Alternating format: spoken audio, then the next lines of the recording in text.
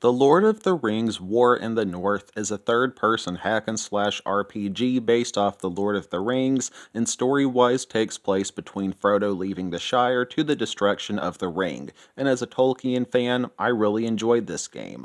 I guess I'll start with what surprised me the most about this title, and that is performance. After playing the laggy mess that is Shadow of Mordor on the Xbox 360, I expected this game to have its fair share of performance issues. But nah, the game ran near flawless with only a couple very minute issues that aren't even worth mentioning. Quick note, not dissing Shadow of Mordor here, a great game, but the 360 version had its fair share of problems. Moving on.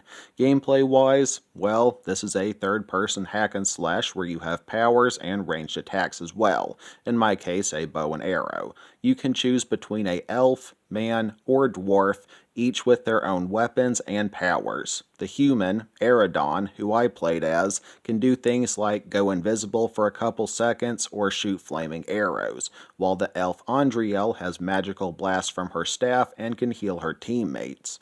The gameplay itself, well, you hack away at your enemies up close or shoot them from a distance and can sometimes do critical attacks or kills, which can give you extra XP and sometimes sick kill cams. And this game went all in on the gore with decapitations and various dismemberments.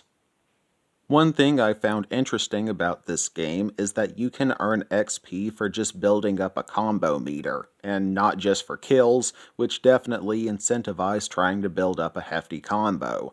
On a similar topic to combat, let's discuss enemy variety. This game holds a ton of different foes. Normal orcs and goblins, orc archers, giant and beefy urukai and trolls, a few types of human enemies, spiders on one level. This game holds its fair share of different enemy types, all of which were pretty well designed, I'd say. And of course, this title has boss fights, a couple giant orc bosses, a stone giant boss at one point who looks nothing like the one in the first Hobbit movie, a giant spider boss, etc. Although I must say the final boss, Agandar, was really underwhelming and was one of, if not the easiest bosses in the game, playing on normal difficulty. Of course, along with combat in a RPG, you have skills and perks, with your four skills being strength, dexterity, stamina, and will, each aiding you in combat in their own way, e.g., strength affecting your melee combat. And with each level, you get a perk of your choice, and you can purchase a stone to reassign your perk points should your heart desire. And speaking of buying stuff, what is a RPG without stores? There are vendors scattered throughout the game, along with smithies to repair your weapons and armor for a price. And of course, you can sell unneeded items to increase your wealth, with an achievement for holding 25,000 gold at once. Graphically, this game looks pretty good, with good sound effects and a pretty good soundtrack, but the story to this game was not that good. Pause here. I am not saying the story of The Lord of the Rings isn't good. That's a great story, but the story for War in the North honestly just felt like a middle schooler's fanfic, with sometimes cringe dialogue and a repeated emphasis on a elf, man, and dwarf working together. Like NPCs just kept mentioning this over and over and over again, versus the single time it was said by Eomer in the entire film trilogy. And there was just other odd dialogues here and there, but to be 100% fair, it's a video game.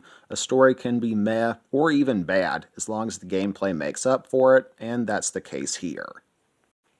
Discussing game length, I didn't time it, but this title probably took me about 15 hours to beat, spread out between 8 chapters with various amounts of levels and optional side quests, which give you a choice of reward upon completion.